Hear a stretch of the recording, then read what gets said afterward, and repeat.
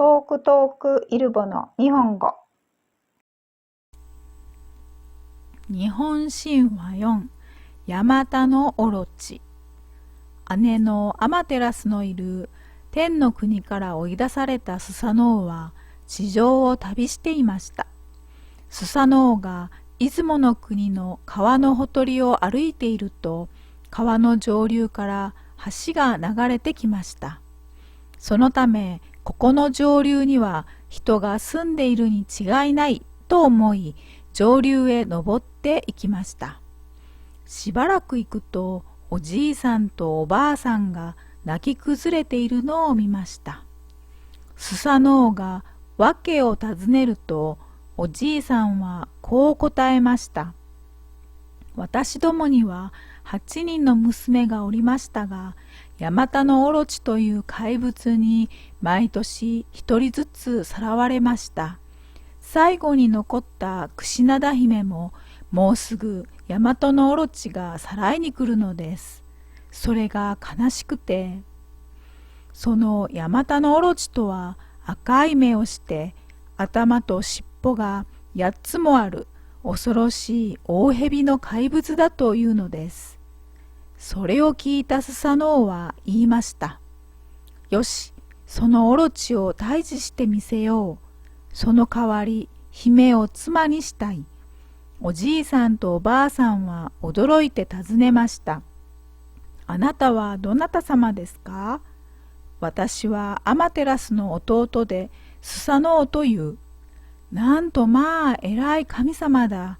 姫を助けてくださったらぜひ娘と結婚してください。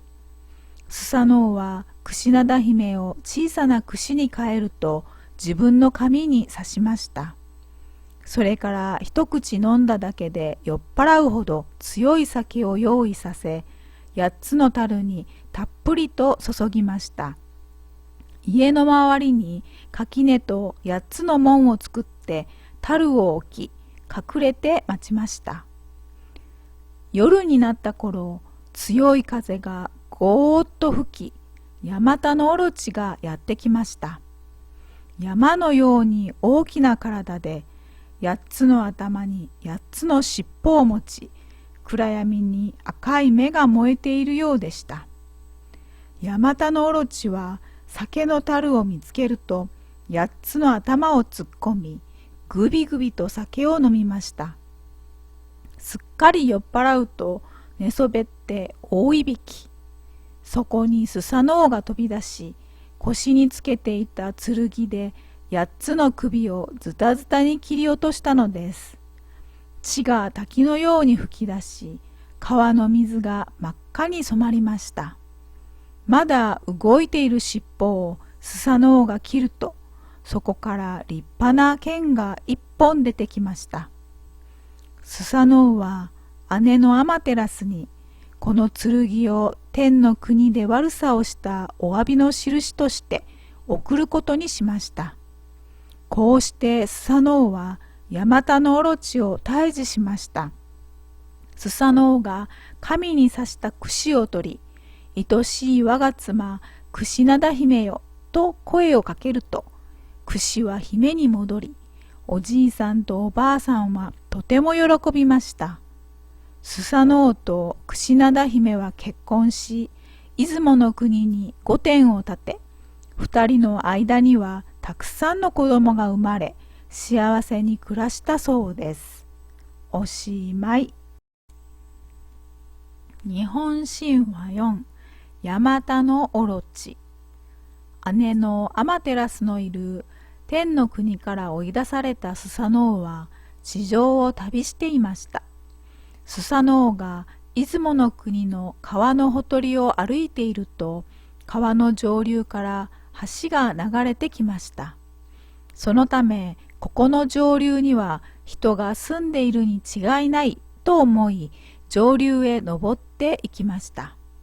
しばらく行くと、おじいさんとおばあさんが泣き崩れているのを見ました。スサノオが訳を尋ねると、おじいさんはこう答えました。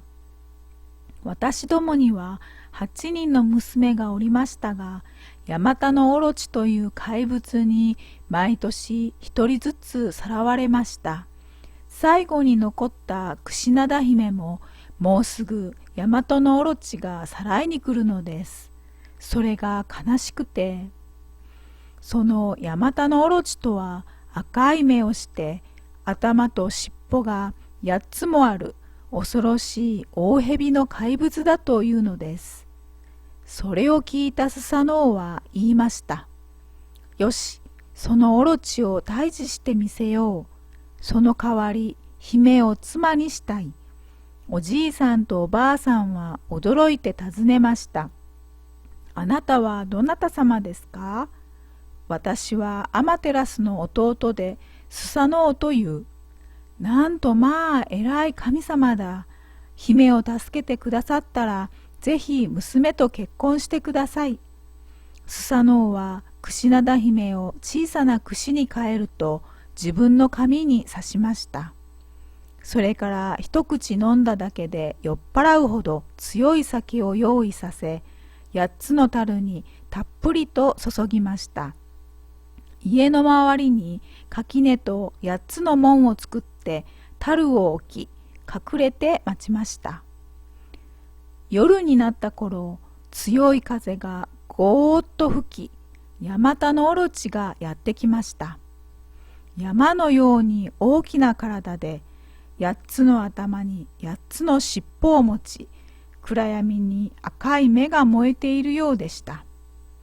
ヤマタノオロチは酒の樽を見つけると、8つの頭を突っ込み、ぐびぐびと酒を飲みました。すっかり酔っ払うと寝そべって大いびき。そこにスサノオが飛び出し、腰につけていた剣で8つの首をズタズタに切り落としたのです。血が滝のように噴き出し、川の水が真っ赤に染まりました。まだ動いている尻尾をスサノオが切ると、そこから立派な剣が1本出てきました。スサノオは姉のアマテラスに、この剣を天の国で悪さをしたお詫びの印として送ることにしました。こうしてスサノオはヤマタノオロチを退治しました。スサノオが神に刺した櫛を取り、愛しい我が妻クシナダ姫よと声をかけると、櫛は姫に戻り、おじいさんとおばあさんはとても喜びました。スサノオとクシナダ姫は結婚し、出雲の国に御殿を建て、2人の間にはたくさんの子供が生まれ、幸せに暮らしたそうです。おしまい。日本神話4、ヤマタノオロチ。姉のアマテラスのいる天の国から追い出されたスサノオは地上を旅していました。スサノオが出雲の国の川のほとりを歩いていると、川の上流から橋が流れてきました。そのため、ここの上流には人が住んでいるに違いないと思い、上流へ登っていきました。しばらく行くと、おじいさんとおばあさんが泣き崩れているのを見ました。スサノオが訳を尋ねると、おじいさんはこう答えました。私どもには8人の娘がおりましたが、ヤマタノオロチという怪物に毎年一人ずつさらわれました。最後に残ったクシナダ姫ももうすぐヤマタノオロチがさらいに来るのです。それが悲しくて、そのヤマタノオロチとは赤い目をして頭と尻尾が8つもある恐ろしい大蛇の怪物だというのです。それを聞いたスサノオは言いました。よし、そのオロチを退治してみせよう。その代わり姫を妻にしたい。おじいさんとおばあさんは驚いて尋ねました。あなたはどなた様ですか？私はアマテラスの弟でスサノオという。なんとまあ偉い神様だ。姫を助けてくださったらぜひ娘と結婚してください。スサノオは櫛灘姫を小さな櫛に変えると自分の髪に刺しました。それから一口飲んだだけで酔っ払うほど強い酒を用意させ、8つの樽にたっぷりと注ぎました。家の周りに垣根と8つの門を作って樽を置き、隠れて待ちました。夜になった頃、強い風がゴーッと吹き、ヤマタノオロチがやってきました。山のように大きな体で、8つの頭に8つの尻尾を持ち、暗闇に赤い目が燃えているようでした。ヤマタノオロチは酒の樽を見つけると、8つの頭を突っ込み、ぐびぐびと酒を飲みました。すっかり酔っ払うと寝そべって大いびき。そこにスサノオが飛び出し、腰につけていた剣で8つの首をズタズタに切り落としたのです。血が滝のように噴き出し、川の水が真っ赤に染まりました。まだ動いている尻尾をスサノオが切ると、そこから立派な剣が一本出てきました。スサノオは姉のアマテラスに、この剣を天の国で悪さをしたお詫びの印として送ることにしました。こうしてスサノオはヤマタノオロチを退治しました。スサノオが神に刺した櫛を取り、愛しい我が妻、櫛灘姫よと声をかけると、櫛は姫に戻り、おじいさんとおばあさんはとても喜びました。